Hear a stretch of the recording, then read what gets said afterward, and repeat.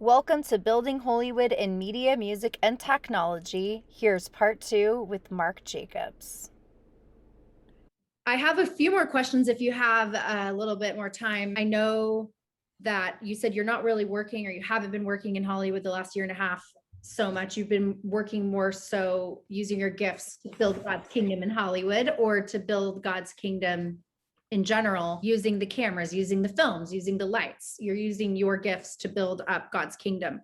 So, is there any other projects that you have your eyes to complete? It sounds like you wanted to redo the documentary in HD. Is that one of your goals in the future between now and 2022?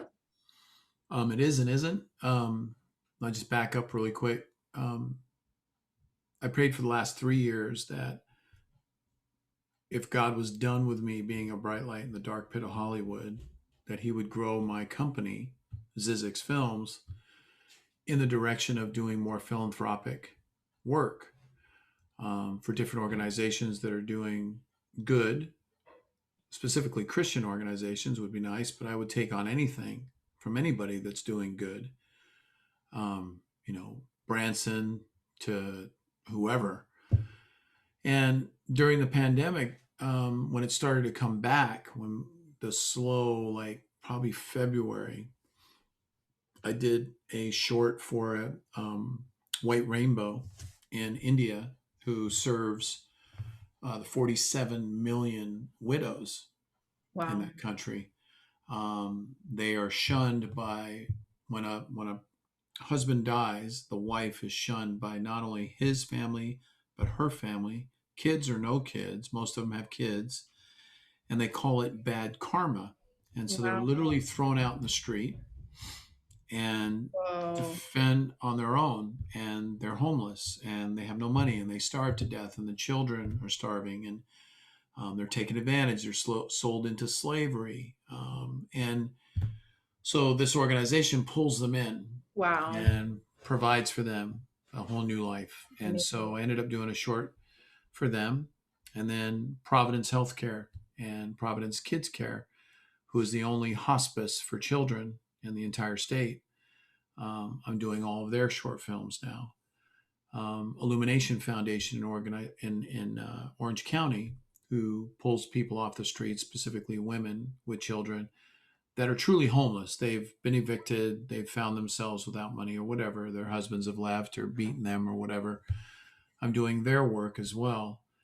And then AIG, huge retirement 401k, huge company. We have actually a shoot on Tuesday. So that part of my company is like God is sustaining and providing Wow. my ability to stay connected in technology because you have to stay up with it. You have to, nobody's going to hire you if you haven't been in it for a while. Right. I'm at the point now where I'm okay with that. Don't hire me, please. Right. Because now I'm not traveling every other month doing a show away from my wife, away from the opportunity to be with the twins, away from my church. I had to keep saying, they kept trying to get me to shepherd a mini church. And it's like, I can't. My schedule, it's just, I can't You commit were to always something like, traveling on your yeah, journey. it's Yeah. irresponsible to do that. Well, Mhm. now I'm shepherding a mini church. That's amazing. The Hope Free Swatini. I have time to focus on that mission, that ministry. And so the company is flourishing. More clients are coming.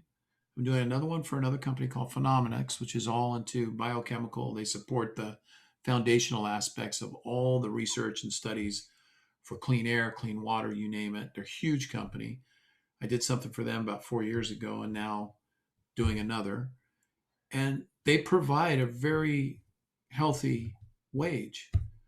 Right. Uh, when it comes to filmmaking, we have been working for 2.5 years on a film about and based on my story on Jesse. And so it's a completely scripted project. Bob Hurley, Phil Knight from Nike are both involved. And Chris Martin um, has been in connection with us to do the soundtrack. Are you talking about the lead Uh, singer of Coldplay? yes. Awesome. And so he's best friends with Jesse, and as is Jason Mraz, a bunch of other people, Ben Harper, all the people that did the music for my doc on Jesse we're all friends. So it was really easy to get that going. But it's been 2.5 years of rewrites. I've had some people, the DGA, read the script. They've given us notes, and now it's off and running. So that's coming up. And then I'm doing another Christian film with Wow. two guys, Tui. That's a secular film. It's called Another Wave from You, the one on Jesse's life, but it's co-written. I Right. co-wrote it with the guy that asked for the life rights of my film, which is how the conversation started, and then it turned into 2.5 years of working together. And he's an actor, Max McLaughlin, and so he and I have kind of written it together, structured it together to really stealthily turn to God's providence throughout the piece. That's Uh, cool. Jesse is in it. We have a great surf adaptive world surf championships that takes place at Kelly Slater's Surf Ranch. So there's a lot in it that a lot of people can really glean from, but also be involved in many ways, not just typical financial. Oh, look at what I did ways. Really sending out a really great message. And then the Christian film, A Daughter's Love, is written by Tui, who's a big part of our church. Another gentleman. Um, oh gosh, I'm trying to remember his last name. Is Daniel, but he wrote it, and then we've kind of been co-writing again. And they reached out to me for help, and now it's getting. I'm looking at a text right now. They just sent some pictures of people that are going to be in it, and it's really just an amazing story that takes place during the pandemic. Right. And this daughter finds herself being sold on the streets of here locally. And there's a whole Christian element to it. And I'm really, really, the amount of money that's come in to make it at this point, it's very low budget. I mean, in the real world, it would take, 2.5 to 5 million to make. And we're probably going to do it for a lot less than that, probably a 16th of that, because we're all giving of ourselves, we're giving of our equipment, and we want to see this through. So those are the two big ones that I'm working on right now. I just got called to sit in on a build show and help call camera for a couple of days, which is just, Mhm. just again, God just given just enough. So yeah, it's good. That's It's awesome. pretty Yeah, amazing. it's incredible, the different projects you're working on, and it sounds like you're busy. And Yeah. but you know what, I'm finding that what's kind of neat is to not be bound by the kind of worldly system, and it's so wonderful to have that freedom. I think as an entrepreneur is where you can now do the church hosting, and now you can do more philanthropic films, and you've got, even I think the pandemic in a weird way kind of gave some people their fire for their passions and freedom to do what they're more passionate about and gifted in, and in a weird way kind of reset, like I said, reset Hollywood. I know that a lot of things are starting to open back up. So yeah, I definitely would love to find out, and I know the listener would love to know where they can connect with you. Do you have like a social media they can follow you at, or a website where they can go check out the ZZYZX productions? Yeah, just ZZYZX Films, ZZYZXfilms.com. That's the website. Used to have my name up, but I took it down. It's not what it's about. But all the credits are there. I'm going to be updating it. I'm also a professor at Pepperdine University, so I teach journalism and studio production. Um, and of late, I've found myself doing a lot of speaking engagements, and a lot of the speaking engagements that I'm doing, the people that attend them, most of them are webinars right now. They used to be in person, which I never had the opportunity to do. I just did the first webinar to like 400 people the other day. It was crazy. I never saw anybody but the host, which was, it's Wow. like you and I right now, but Except 400 like people 400 live, people on. throwing Yeah. out questions, but they all want to see the samples that I show. They want to go back and see them again. So I'm going to start putting probably a blog together and more videos Great. and shows that I've been involved in. Still doing music videos, still doing those. So yeah, I mean, there's a lot out there. The IMDb page is it's fairly updated. IMDb, everybody really leans on IMDb, and I love that it's there. It's great. Yeah. Um, but anybody can make an IMDb page, so it's like, That's true. you That's know. true. But I've met a lot of people through IMDb, and I think it's a great resource for those that are getting to know people. So I'm there. My stuff on Instagram, it's my name _DGA. And then my Facebook, it's public. You can just search my name and you'll find it. I'm not the designer, Mark Jacobs. I Yeah, I create. thought of that. I was like, he has such a famous name. When I was repped by William Morris, I came home from set one day and Jocelyn's like, "You're never gonna believe who Oprah had on her show, and he's never done any show." Oh. And she's like, "It was Mark Jacobs." I'm like, "You're kidding?" And she goes, "I recorded it for you. You got to watch it." I wait, you recorded it? And immediately I started thinking, "Oh, that's going to be a great open to my reel," because Right. William Morris said you got to put a reel together of your work. Right. And so the beginning of the reel is the beginning of the Oprah show, and she's saying, "We got him. Nobody's ever had him. Nobody's ever going to have him ever again. You got to see this. He's this, he's that, he's this, is that." And then they go, Mark Jacobs. And then you see these shots when she's saying he's this, he's that, of me on set directing and doing my Wow. thing. And so I sent it off with a few samples after that to William Morris, and they freaked out. They were just like, "This is awesome." That's so great. Um, I love that. Oh but yeah. that got to be a pain after a while, because it's like everybody would say, "Oh, did you bring me my purse? Did you bring me my cologne? Did you do?" I'm like, Right. he's really short. I think he's either Hispanic or Italian or Spanish. Ulterior lifestyle. I'm the complete opposite of everything that he is. That's so funny. That's so great. I was gonna ask you, how did you start the ZZYZX again? I know you have to probably go in a few minutes. We are actually at an hour. It's all good. I know that you probably need to go, but I would love to know how you started it. And then when is that documentary coming out about the widows in India? I'd love to follow up about that. Well, it's not a full-fledged doc. It's a short that promotes the ministry. Um, it's on my Vimeo page, which is again by my name. But yeah, I think what I'll do is, I think once I put everything up on the website, I'll just let you know. And maybe this is a sidebar to our up there. That would be So ZZYZX started in 2008, and it literally was just, I kept hearing how you can rent your equipment to the shows you direct and make some income. And so I had equipment. I'm a licensed drone pilot. Been flying drones since they became really popular. Um, and then I have cameras and all that kind of stuff, lights. And so in order to do that, you have to be incorporated. And so I just was always paid through my incorporation. Never did anything with it. Never put it out there. It's pretty much what it is now online. Just my credit list, bio, a couple samples. And I named it ZZYZX because ZZYZX Road is between here and Las Vegas. And my grandmother, who's English, my whole family's English and Scottish, I would always say as a kid when we would come to California for summer vacation, "How do you say that?" My grandmother pretty much raised me. My grandparents raised me because my mother was dancing and doing her thing, as a showgirl dancer on the big shows in Vegas. And so I didn't really see her much. And so they would take me in the summertime, and I always say, "How do you say that? How do you say that?" And she would always tell me. Come to find out, she wasn't saying it correctly. It's actually ZZYZX, but I call it ZZYZX just out of respect for her. And so when I made my film on Jesse, the first thing you see is For Joy, and then ZZYZX Films Presents.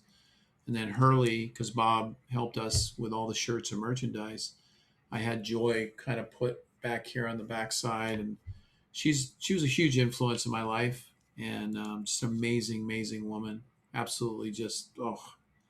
And I've just always, on my mom's side. And so that was my, testament to her, tribute. sweet. So Joy is Yeah. your grandmother, Yeah. and she's the one that would tell you ZZYZX or ZZYZX. Yes. The boys are knocking on the door right now. They are. Oh my gosh. Come here. Oh, hi. Oh my gosh. Hi. Which one are you? Are you Benjamin or Abraham? My Abe. That's Hi. it. And this Benji. Do you know Hope Chapel? Her aunt goes to Hope Chapel. I Where do grew you up go at at Hope Hope Chapel? Chapel. Hope Chapel. Yeah, when I was little, I went to Hope Chapel, the church. Isn't that cool? Just like you guys are going. How crazy is How old that? are you? Are you 4 or 5? No, 3.5. Three. Oh my goodness. How tall are you? 37 inches. Are you guys about let's see. You guys seem like you'd be tall for 3 years old, don't you think? 37 inches. I bet you guys are tall for your age. I think so. What's your favorite show?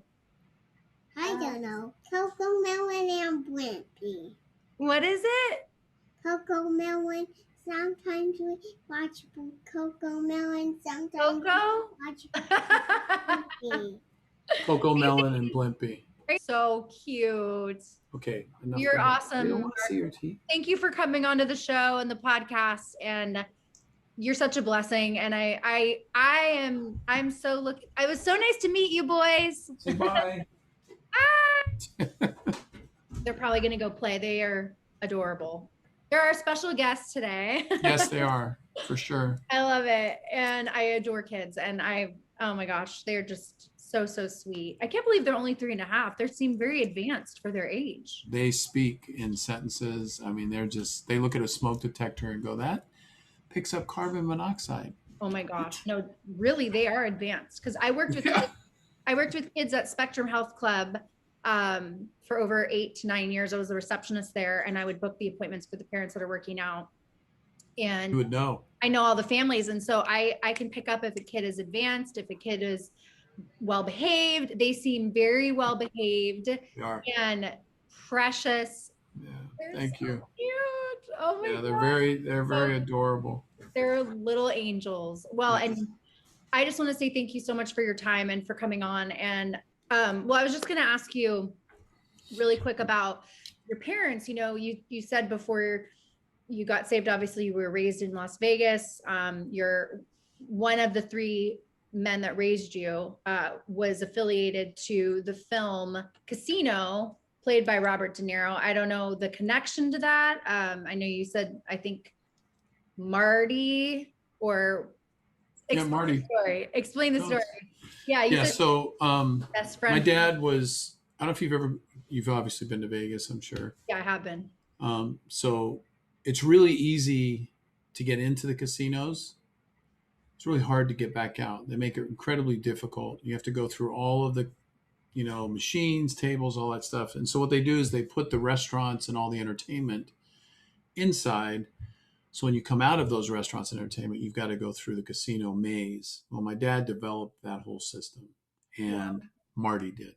Wow. And he was a very successful casino manager, and not just in Vegas, but in Santo Domingo, in London, the Bahamas. We lived in London. We lived in the Bahamas when I was a kid. And wow. So through his time in Vegas, he owned a place called the Strip Dealer School. And it was a dealer school, one of the most successful in Vegas. I actually went to it at one point. He was trying to get me into the casino business, and I didn't want anything to do with it. I hated it. I was a craps dealer in Atlantic City at the age of 18 and left after about 6 months. I was done. But at that time, when that was happening for me at 18, he had landed a job at the Fremont Hotel in Vegas. And the Fremont was owned by Argent Corporation, which ultimately owned the Stardust and the Fremont. The Fremont was supposed to be the hotel with no skimming, nothing going on, and he built it up big time. And what's skimming, in case the listener doesn't know what that is? Basically, you shave off money off the top of tips. So the dealers have these toke boxes, and they would take money off the tokes, and it's money at that time that didn't have to be reported to the federal government for taxes. Now it does. And so and then that money would go to Kansas City, where the mob bosses were. And if you watch Casino, you'll get a full education of me in the end of it, because I played myself in the end. That's awesome. My dad was best friends with Frank Rosenthal, who is the character that De Niro plays. And so my dad and De Niro worked together every day, hand in hand, practically. Wow. And my dad's first name is Marty, and everybody called Martin Scorsese Marty. So there was always a confusion thing on set. I Wow. was in Phoenix doing news, and I got a call from the casting director saying, "Hey, Mark, I know you're, related to our technical advisor, Marty. Um, I just want to let you know that Marty Scorsese wants to get all the original people that were there the night Rosenthal was blown out of his car, which is the opening and closing of the film, which you'll see. Whoa. We want the original police, fire department, paramedics, and press. And I understand you were the first one on scene." And I go, "Yeah, my dad was having dinner with him that night, and he left. And then my dad came out afterwards to find what had happened. That is wild. And then I arrived and shot it." So it's like, That is yeah, it's insane. the most, I have so many insane stories. It's ridiculous. So wait, did you say you were in Casino or you filmed Casino? No, I was in it. I That's was so playing the journalist that I was covering the explosion that night after it happened. And so when I got there, Frank was still there. He was being loaded onto a gurney. Car was being put out of fire. So then Martin Scorsese wanted basically to redo that whole scene, reenact it as accurately as possible. And he would ask us, "Is this what happened that night? Is this where things were?" It wasn't shot at the same location. It was actually shot at Main Street Station downtown. The right. incident happened at Tony Roma's rib place next to Marie Callender's on Sahara. But so that was, 3 seconds of fame. So when you watch the film at the very end, you'll see the explosion again, and then you'll see De Niro on a stretcher. And when he's on the stretcher, you'll see a guy with a camera on his shoulder walking out and shooting him and then going over to the flames. And then De Niro's put into the back of an ambulance, and he looks up and he says, you hear the paramedic saying, "Gee, mister, you sure are a lucky guy." So that's my scene. And so he ran the Fremont. Then when the Stardust got shut down by the federal government, the FBI, I was covering all the deaths, the dead bodies in the desert that Spilatro and others had been behind. They were pretty much, wise guys that were killers in that. My mom was a showgirl dancer, wanted nothing to do with that. They weren't together at that time, hadn't been for a while. And she was the face of Las Vegas through the 60s and the 70s. So every billboard, every travel magazine, she was a Vogue and Bazaar cover model. Wow. She walked all the runways all over the world. And so, yeah, I mean, that was, and then growing up in Las Vegas, there's not a lot to do. So I was a skateboarder. I was a semi-professional skateboarder in all the empty pools at the hotels in Vegas as they were being built up. But yeah, that was that. But it was really weird having to cover my dad, at the time. We went from him taking me to lunch to telling me to keep my eyes open, ears open, and my mouth shut, which is basically, he uses the term dummy up. Right. With these guys that I knew nothing. They were saying weird things. And then later on, as I'm covering them, I started recognizing Herbie Fat Blitzstein or Tony Spilatro or Rosenthal and all these different people. And I'm covering them. I'm chasing them into the federal building, backpeding on them as they go into court every day. So it was, it was definitely bizarre. That is a trip. It reminds me of the Tom Cruise film American Made. I don't know if you ever saw that, but yeah. I think the film was based off of an original book, and I interviewed the guy who the film was made about. Oh, wow. KLA radio. And he has a book and a testimony, and it's so crazy. But I'm telling you, like, I'm sure your whole life story and the different things that you've experienced could definitely be turned into a book and film at some point. So we'll see. Maybe one day you'll be able to share your story on the big screen. That would be really, really cool. I think it'd be great. It'd be great for the twins.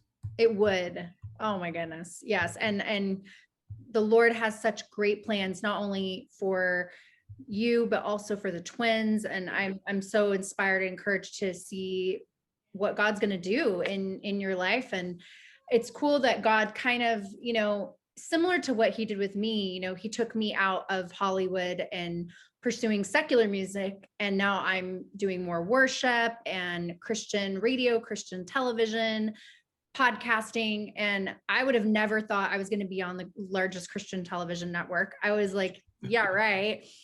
You know, and I had my days in Hollywood, going out to the clubs and stuff, but the Lord totally just changed my heart, and he turned my heart to want to be a worshiper and give him all the glory and help advance his kingdom through TV, through radio, through the airwaves. Just like the enemy baits people through entertainment, we too can just kind of, like the Bible says, you know, we're fishers of men. So we send that bait out to get their attention, whether that's through a movie or through a book or through a song.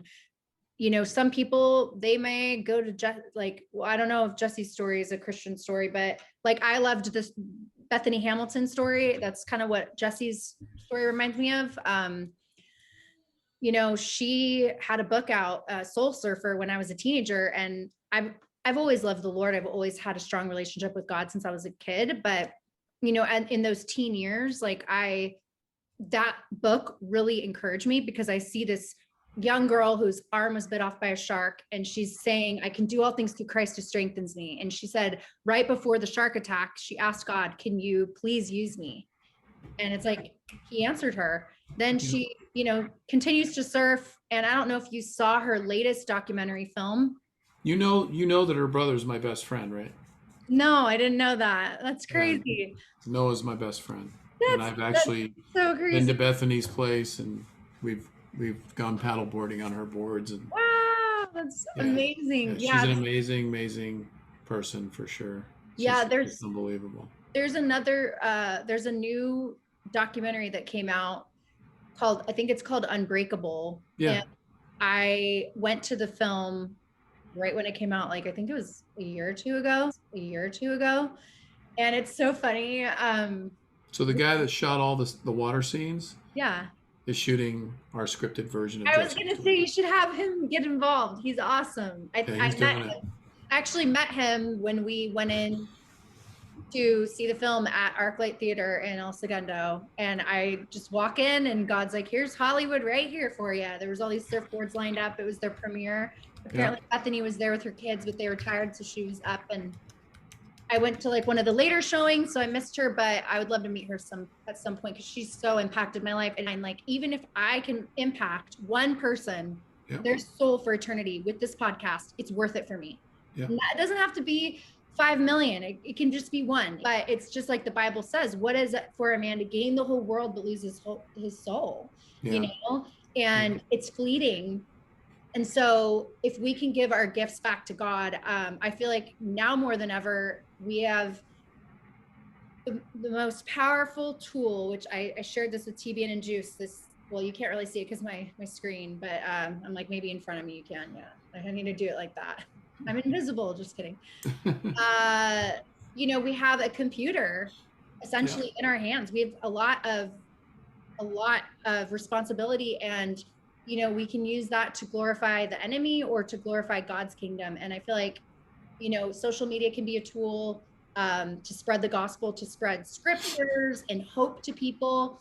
And, you know, and then on the other side, there can be like vanity and distraction and all that. But I definitely think God is using apps, technology, you know, and the means by which Hollywood kind of advances, which is through, you know, movies and music. It's totally turning around. And, you know, like Mark Burnett and Rona Downey are such a great example of operating. And I know there's been Christian movies. I'd say like some of the greatest Christian films that have been made and been labeled biblical films. I think maybe Charlton Heston that would be like a great. But like since then, what was really that good that came out? Okay, Passion of the Christ. Literally, that's like the two that I can think of that were actually really good quality. So that's kind of sad to say that. But then I believe that Mark Burnett and Roma Downey, they're kind of pioneers, because he's produced The Voice, he's produced Shark Tank, so many great shows. And then his wife does Light Workers, which is like a Christian, kind of like how my network's Hollywood Network. She kind of does a lot of like inspiring stories and testimonies. So it's just a trip because, God's using them on such a huge scale, like even the voice. And it's like, I see that. And that the Lord showed me, I'm going to switch the seats of power now. Those that had the mic that were not faithful with the position, I'm going to now dismantle them and give it to those that I have chosen. And I'm going to raise up. I'm going to raise up the Daniels. I'm going to raise up the Esthers. I'm going to raise up the Davids, because now the Bible says, if you don't worship me, the rocks will cry out. And so that's where I feel like there's this shift happening. And then we're going to be able to change the airwaves together for God's glory. And it's just so cool to see. Well, that's part of been my rant for a number of years, up until the twins, when I knew that I just needed to trust God and not be such a, because at Hope Chapel, Hope's always had the greatest opportunity to utilize social media, to utilize video and short film storytelling. I've done 30 plus short films for our church, and the majority of them were shot, put out there, everything from men's retreat to worship team members to testimony, you name it. And they were put out there from 2010 to 2014. Wow. And eventually I was like, you know what? I'm doing this. I'm not letting God do it.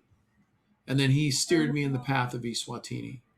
Then from Eswatini, he steered me through this pandemic to where it was like, you know what? I'm just going to keep trusting him.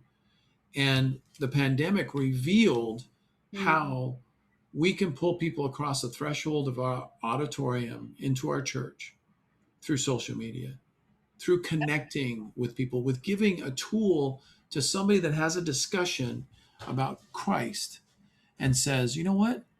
Go to YouTube, type in Hope Chapel, and watch our sermon.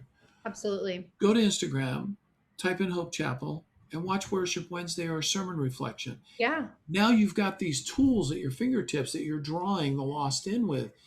The problem is, and that's all well and good, you and I know that, there are certain aspects of what I truly believe too, is that we need to let God run this. Yes, we have all this opportunity to utilize social media, to utilize short stories.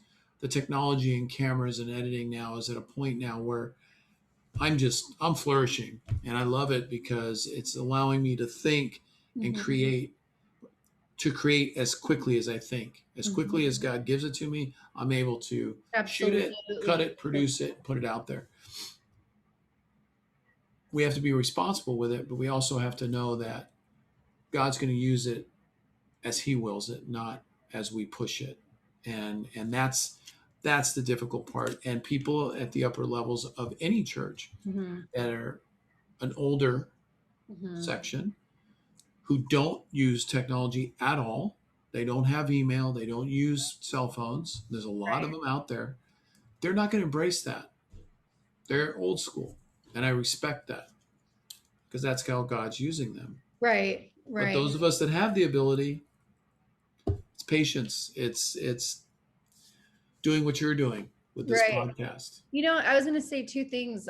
What's interesting is, number one, I was able to be, by the grace of God, connected to Hope Chapel with my husband, because that's where we met, actually. I was able to stay connected to we were able to stay connected to our mini church because of Zoom. When we kind of moved here and we're still trying to figure out church life, and a lot of churches were still closed, we visited a couple and we're like, it's hard to compare to Hope, as you know, it's super hard. So it's like, yeah. And then plus we have such like a longevity there. Like I grew up there. So it's like, these people, they're ingrained, they're like your family. They love you, they care for you. They have your best interest, sound doctrine. It's not watered down, all that. Teaching. All of the above. Yeah. And then of course, like my aunt and is so in leadership there. And I've been under her shepherding and under her wing for like most of my life, and just being under her wisdom with the women's Bible studies. And we do like 3-hour Bible studies. Well, we were doing 3-hour Bible studies every Wednesday, and being with like 100 women in the auditorium. So it's like, there is something to say. I was just going to say twofold. First, there's this ideology that the church has left the building, because we know the church is not a building, it's the people. So Jesus is the head, and then we're the hands and feet. So God works in different ways, and we can't limit him. And I mean, I believe that's why this is the third great awakening. It's the days of sons and daughters. It's Joel chapter 2. He's pouring out his spirit on all flesh. And we're going to see that, and the earth is groaning for that. They're groaning for that authority in the church. And so this gives us an opportunity to step into that mandate as the true ecclesia and the true government and the true authority in the earth. But also, it is important to gather, as the Bible says, do not forsake the gathering and for the assembling. And it says, when there's two or more gathered, there I am in the midst of them. So it's an interesting, like I said, God will surprise you. I don't think anyone expected this to happen in the pandemic. I did pray that God would shut down Hollywood to Hollywood. I know a lot of people, we prayed at House of Prayer on Sunset in Hollywood, right next to the Roxy. We would pray, expose the elite. I think that it's a pulling back in and a reassessment. And like you said, a leaning in and a dependence on the Holy Spirit outside of our comfort zone and what we're so used to, and how God's stretching us, but he's at the same time preparing us for this great harvest, because there are many hungry souls. There's so many people that are hungering to have fellowship, to have a family, and many people lost family members. And so what a great opportunity to receive people now as we're opening back up.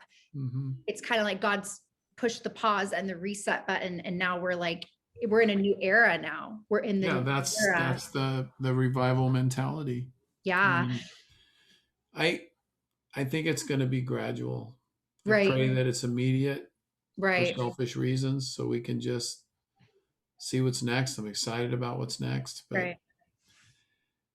God's timing. One step at a time and one day at a time. And God is already, like you said, we already are in the midst of it. There already have been so many people that have come to learn about online church, and it's such a neat time to be able to kind of glean from the wisdom of what we've learned through this whole experience. But again, thank you so much for coming onto the podcast. And I know I could talk to you for a lot longer, and maybe we'll do a part two. It's a possible. So cool. We can maybe do a follow up, and if you have your blog up and running and some extra videos and content, we can maybe do that. Where again can we find you on YouTube and Vimeo? Did you say it's is it Vimeo's under my name? There's not much on YouTube. I'm not Mark really Jacobs? done a lot there. I'm starting to come around to it because I'm not leaving town every other month. Right. And I have the boys this summer, so it's been, it's hard to just sit and do this even. Jocelyn's been texting me, "Are you done yet?" Oh yeah, sorry. It's Friday. Hey, it's Christina's sister, Chad's sister, and she doesn't stop. She does know asking questions. But no, so I'm going to start ramping it up. But Vimeo is under my name, Instagram under my name /DGA, and then Facebook, obviously. And then my website, I'll be filling that up probably before anything else. I'll fill that up and then point people to it. Yeah. And thank you for inviting me. Oh, thank you. Yeah, it's been a pleasure. I just thank you again. And thank you guys for tuning in and listening to Building Hollywood in Media, Music, and Technology. And I'm Christy Given signing off with our director, storyteller, founder of ZZYZX Productions, Mark Jacobs. It was an honor, and I hope to see you again. Go to ZZYZX. What's the website one more time? ZZYZXfilms.com. All right, awesome. Well, we're signing off. Have a great rest of your day. You too. Thank you. God bless. God bless.